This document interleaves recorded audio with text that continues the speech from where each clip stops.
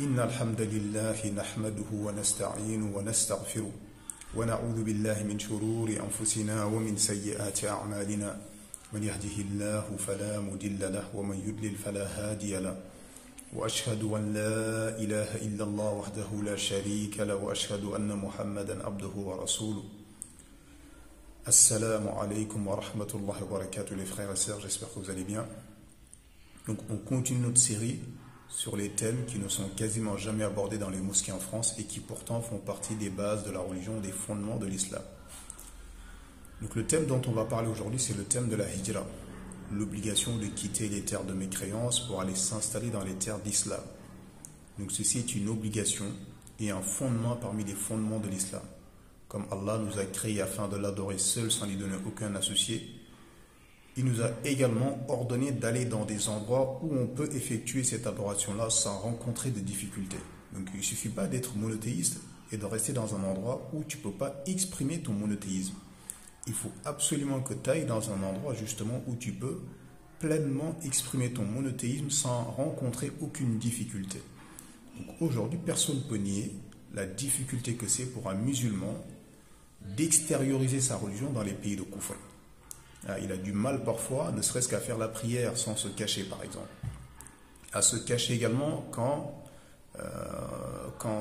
il jeûne le musulman. Alors que extérioriser sa religion, c'est la condition pour rester dans une terre de mécréance. Il faut voir comment les savants l'ont expliqué et détaillé, notamment Cheikh Al-Fawzan, qu'Allah le préserve.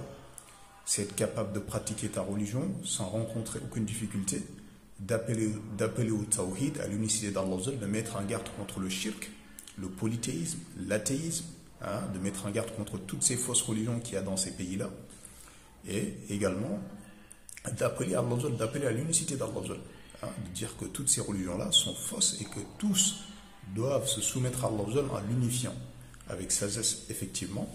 Mais ça, c'est des choses.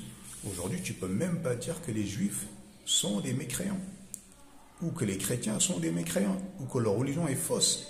Également, les laïcs n'en parlent même pas, qui sont les plus mécréants parmi les gens qui ne reconnaissent même pas la seigneurie d'Allah Azza wa Jal. Donc, il n'y a pas de doute pour toute personne qui veut pratiquer sa religion dans les pays de mécréance, il verra naturellement que ce n'est pas possible. Le voile, on n'en parle même pas. L'interdiction du voile dans l'espace public, l'interdiction du voile intégral, et puis on parle que des musulmans à la télé, on les stigmatise.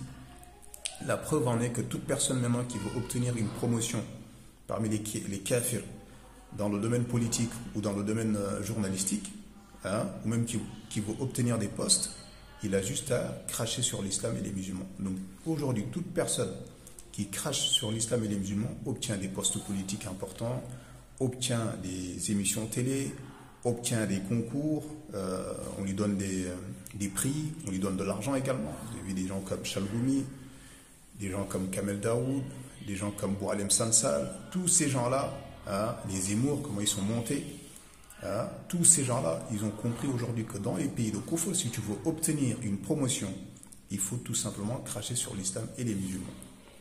Vous avez vu l'ancien premier ministre homosexuel Gabriel Attal, dès qu'il a interdit la abaya dans l'école, hop, il est devenu Premier ministre, alors qu'à la base il était juste ministre de l'Éducation nationale. Mais dès qu'il a interdit la abaya dans l'école, hop, il est devenu Premier ministre. Pour te dire à quel point aujourd'hui, que même les koufars ont compris en fait que l'islam n'est pas le bienvenu dans ces pays-là.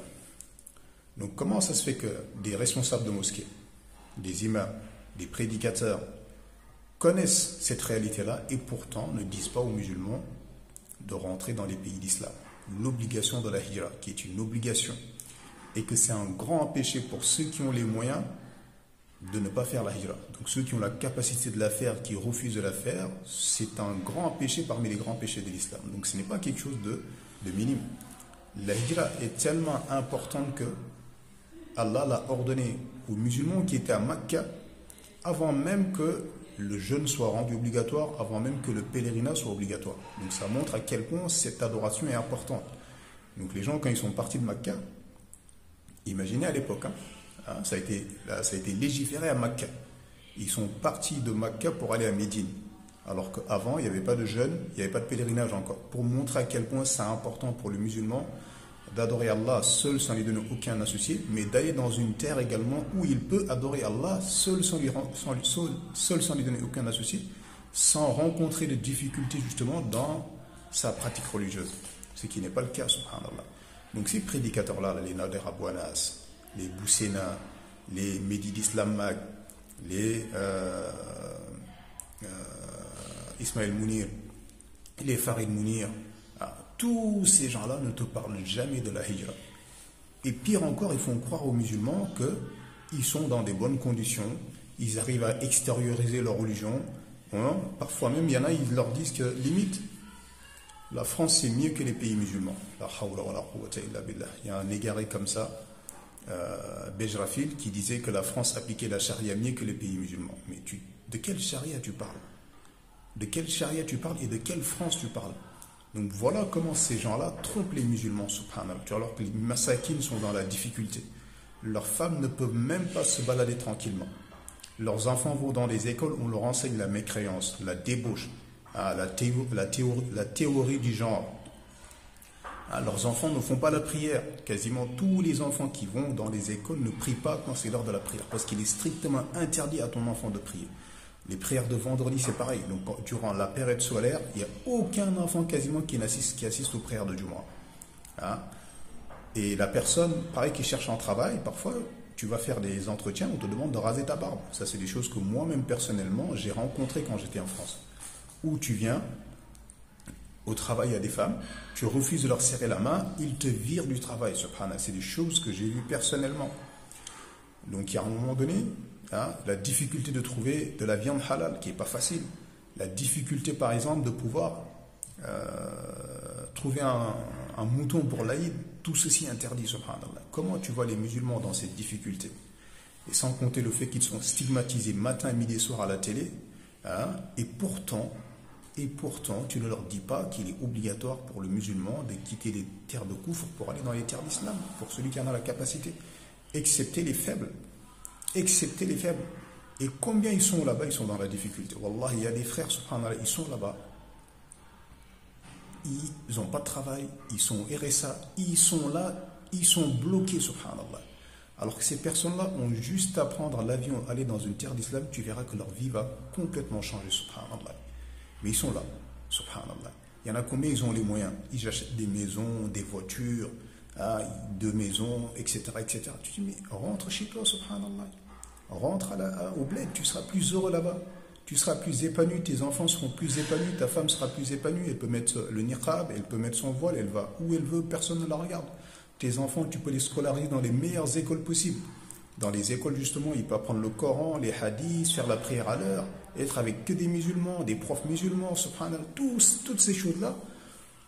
Les imams dans les mosquées n'en parlent même pas, excepté les mosquées tenues par les frères de la Sunna, les frères salafis. Il n'y a que eux qui parlent de hijra aux gens, de son mérite, de son jugement également, et puis du danger de délaisser la hijra et de rester dans le terre de Koufr alors qu'on en a les moyens.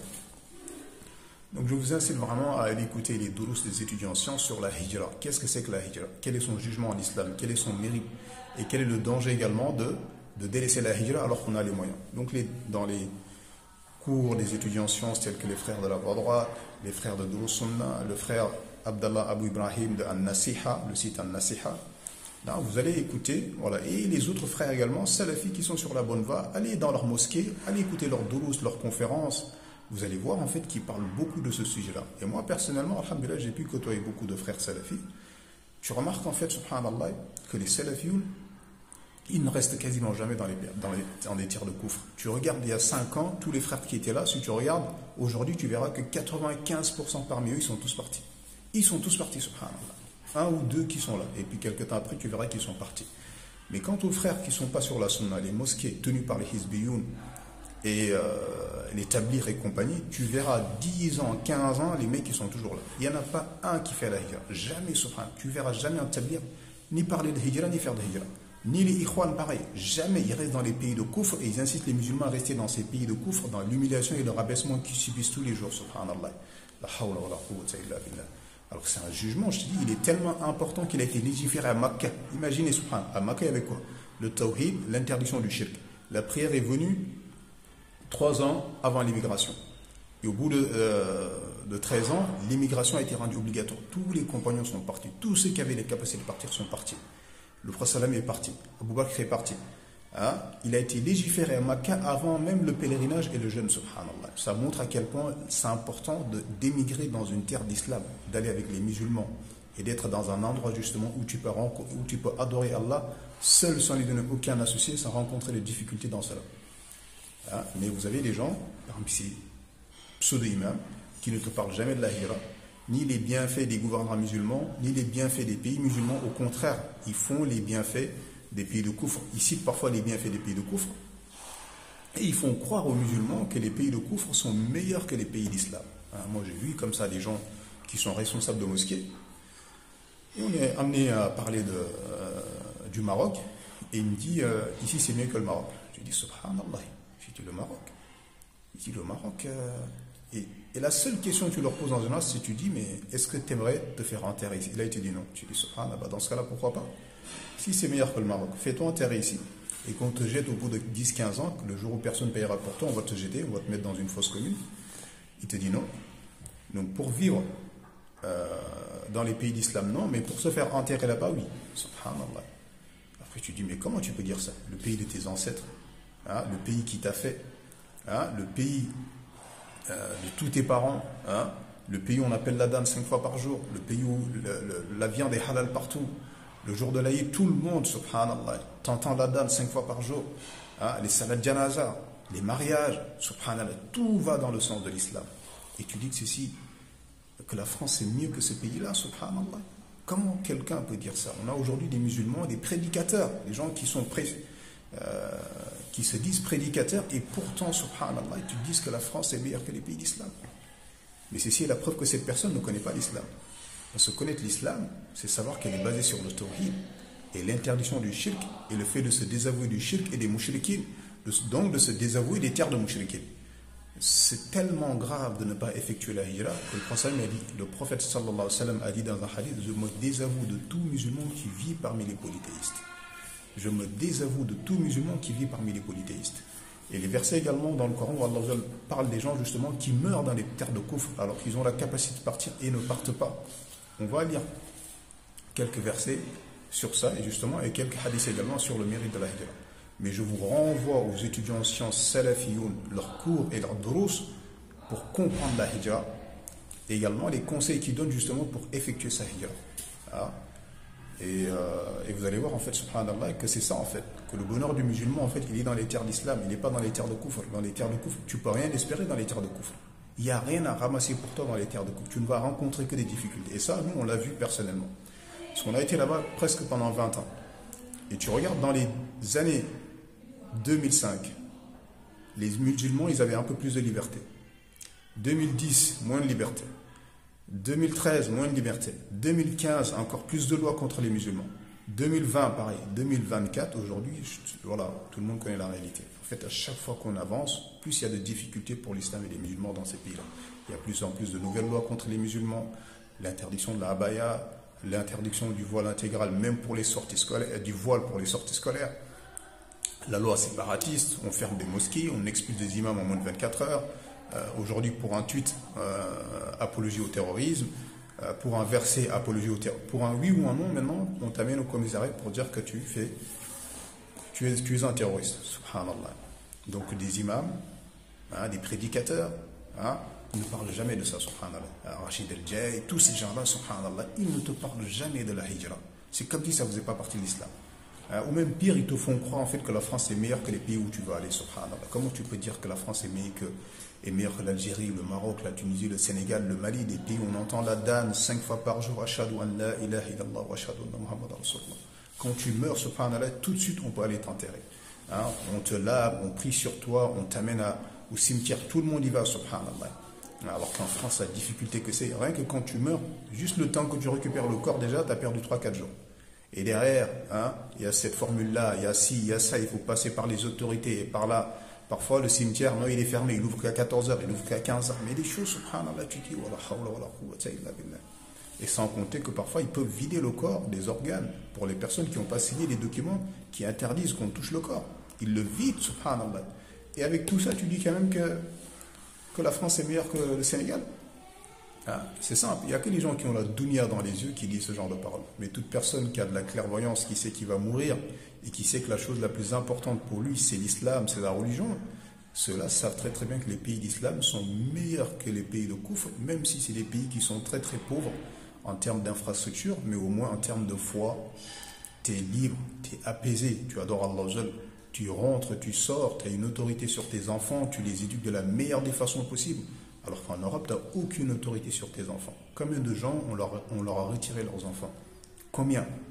Et quand ils les retirent en gens, ils les placent dans des familles où il n'y a pas de surveillance, il n'y a rien, il n'y a pas de suivi en fait. C'est limite, ils les ont vendus souvent à des pédophiles, à des gens, voilà. Donc je vous demande vraiment de veiller à connaître la hijra, d'aller écouter les doulours des étudiants sciences salafis qui en parlent. Il n'y a que eux qui en parlent dans leur mosquée. Et ça, moi, subhanallah, j'ai vu des frères convertis.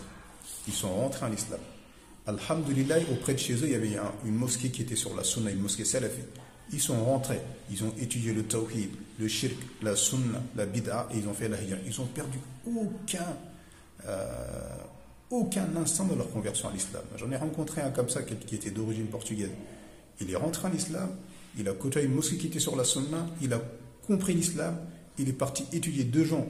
Il est parti étudier 2 ans en Égypte. Il est rentré d'Égypte, il a fait un dossier pour aller en Arabie Saoudite. Il a été en Arabie Saoudite, il a été pris à Médine. Vous voyez l'ascension, subhanallah, de quelqu'un qui va dans les mosquées des gens de la sunna. Comment en très très peu de temps, il avance énormément dans la religion. Et pendant ce temps-là, tu as des gens qui sont là-bas pendant 30, 40 ans, 20 ans. Il dit, on est français, on est chez nous ici. On est les Français, on a la nationalité. On est plus libre ici d'ailleurs religieusement qu'au bled. Tu te dis, mais toi, t'es qu'un menteur, subhanallah. T'es qu'un menteur, crains Allah de ce que tu dis. Donc on demande à Allah vraiment qu'il récompense les frères salafis, qu'il augmente leur nombre, leur mosquée, qu'il leur accorde la réussite. Car il n'y a que eux qui t'éclairent sur la réalité de l'islam et qui te permettent d'évoluer, d'avancer dans ta foi. Alors les masakin, les autres, les hizbiyoun, les tablir, les ikhwan, tels que le Moukrim qui est à la mosquée du centre-ville à Troyes, ça c'est des mecs qui ne servent à rien, ils ne t'apportent rien religieusement, rien, subhanallah. Ils te laissent mourir dans les pays de Koufr, alors que s'ils t'éclairent, s'ils te disaient l'obligation, parce qu'il y a beaucoup de gens en Europe parmi les musulmans, si quelqu'un leur disait l'obligation de la hijra, le mérite des pays d'islam, les mérites des gouvernements musulmans, j'en suis sûr qu'ils rentreraient au bled, il n'y a pas de doute dessus. Mais si on ne leur parle jamais, on leur éclaircit jamais, au contraire, on les trompe, on leur fait croire, non, vous êtes bien ici, restez ici. Parce que ces prédicateurs égarlaires ont besoin de clientèle et surtout ont besoin d'argent également. Donc vous êtes des bonnes personnes en fait pour eux, parce qu'en fait voilà, vous leur permettez d'avoir une clientèle et puis d'avoir de l'argent dont ils ont besoin, parce qu'il n'y a que ça qui les intéresse finalement, c'est l'argent des musulmans, mais c'est pas la guidée des musulmans, subhanallah.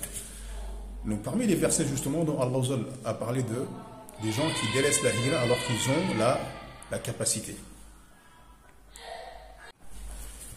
Donc parmi ces versets-là, donc on a Innal ladhina tawaffahumul malaikatu zalimi anfusihim qalu fima kuntum qalu kunna mustad'afina fil ard qalu alam takun ardullahi wasi'a fatuhajiru fiha faulaika ma'wahum jahannam wa sa'at masira.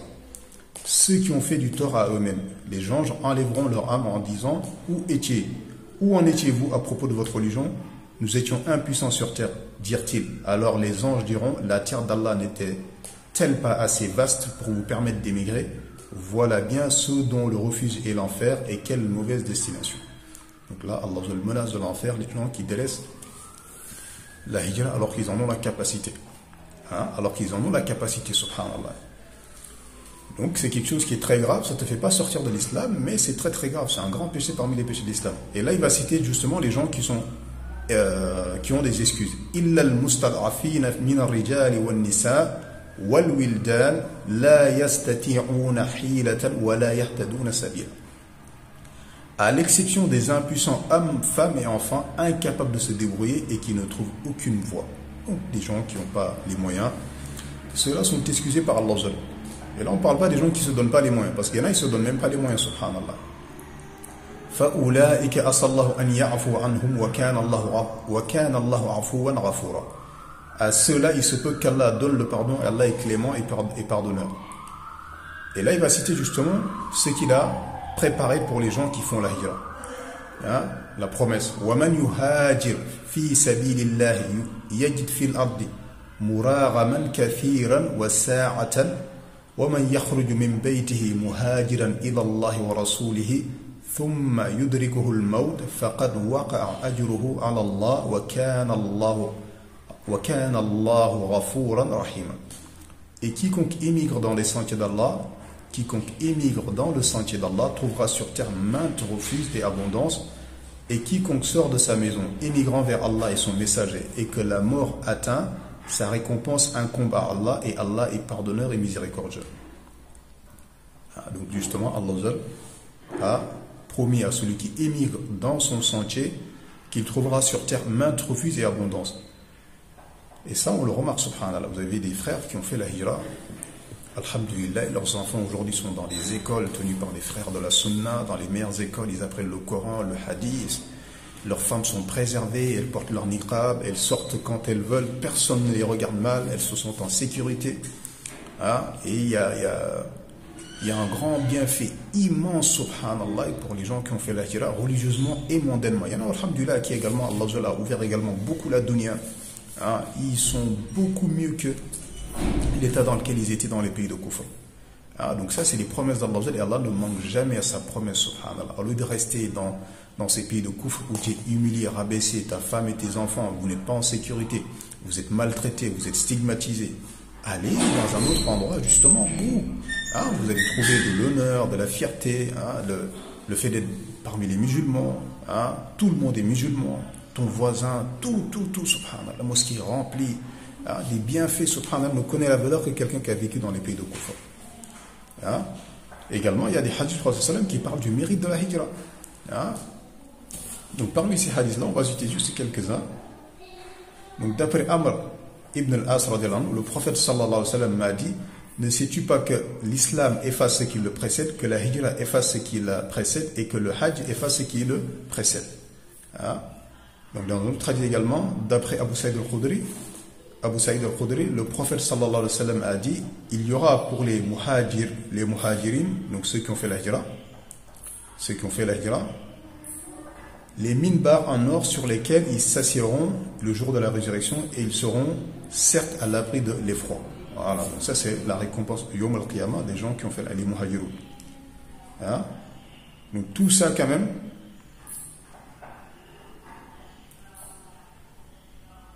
Également dans un autre hadith également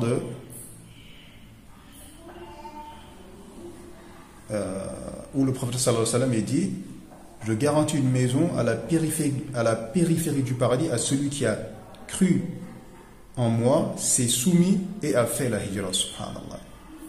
Donc tout ça pour montrer vraiment la grande récompense qu'auront les gens qui ont fait la hijra ici-bas et dans l'au-delà.